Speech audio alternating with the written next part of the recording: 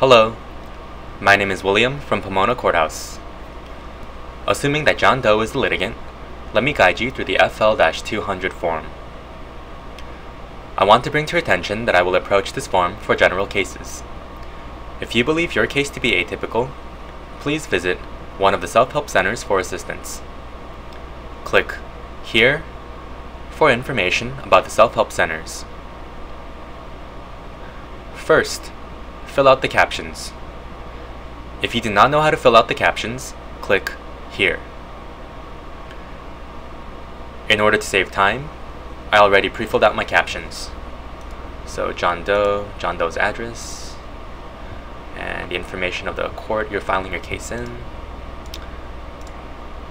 Now, for this box, I want to point out that it is important that you write your name and the respondent's name the same way for all future court documents. This is because the court wants consistency.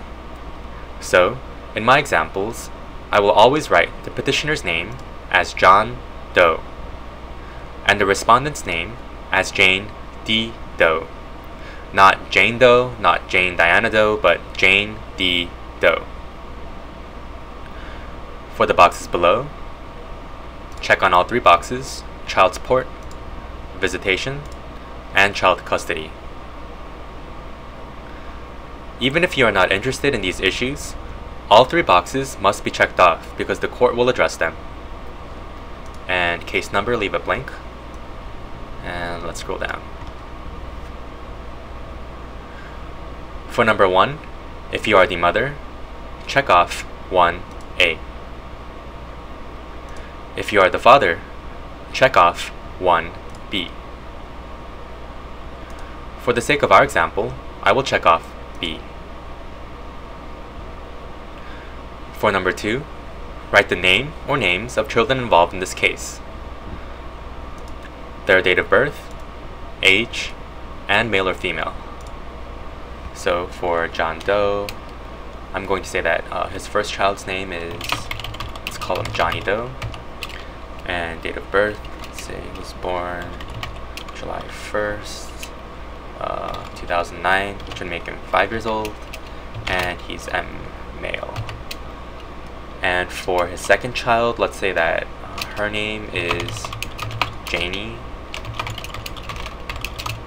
Elsa Doe, and her birthday is 4/2/11, which would make her 3 years old, and F for female. Okay. Now, every time you write your children's names for future court documents, you will also write them the same way as you have done so here. So, every time I write Johnny's name for future court documents, I will write his name as Johnny Doe. And every time I write Janie's name for future court documents, I will write Janie's name as Janie Elsa Doe. Down here, check off box 3A because the respondent lives in California. And down here, check off box 4A because the child lives in this county.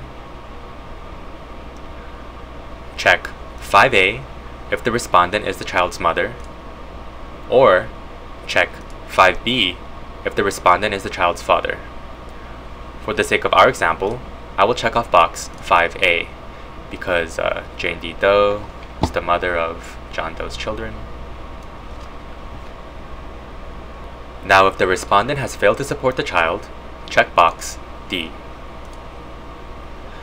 If public assistance is being provided to the child, check box F. For the sake of our example, we will leave these boxes blank. And let's move on to the second page. Make sure that above the captions are filled out. Petitioner is your name, respondent is the name of the other party. And case number, leave it blank. For number 7, parent-child relationship, X, both A and B.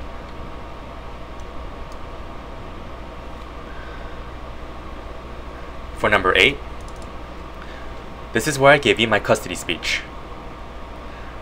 There are two different types of custody: legal custody and physical custody. Legal custody involves making important decisions about the welfare of your children, including issues like education, healthcare, and citizenship. If you want sole legal custody, check the petitioner box. If you want to give sole legal custody to the respondent, check the respondent box. If you want to share the responsibility of making these important decisions with the respondent, check the joint box. For the sake of our example, I'm going to check joint. Now, physical custody involves with whom the children are physically with. So, if the children spend most or all of the time with you, check petitioner. If the children spend most or all of the time with the respondent, check respondent. If the children spend roughly 50% of the time with you and 50% of the time with the respondent, check joint. For the sake of our example, I will say that John Doe's children spend most of the time with him, so I will check off petitioner. Now, for letter C,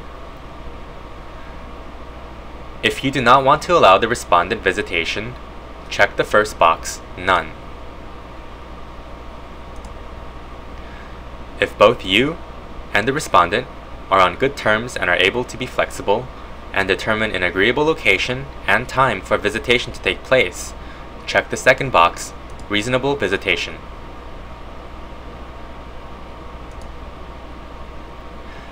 If you have a set visitation schedule for the respondent, check respondent.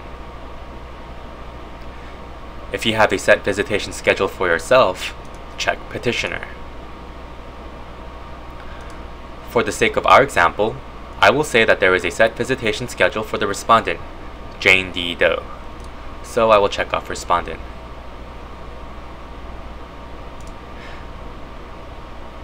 If you checked either the petitioner or the respondent box, below in this blank space, write C, capital F, capital L, -311.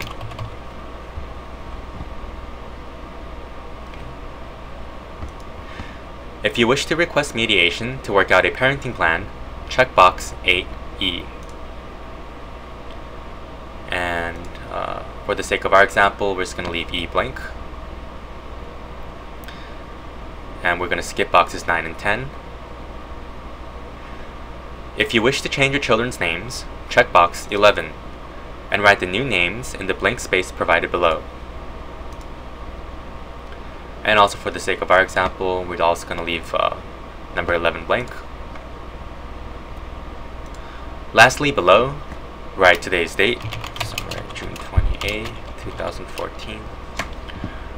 Print your name on the left line, so I'm going to write John Doe, and sign on the right line. Congratulations! You have just finished the FL-200 form. Please proceed to the summons for paternity video.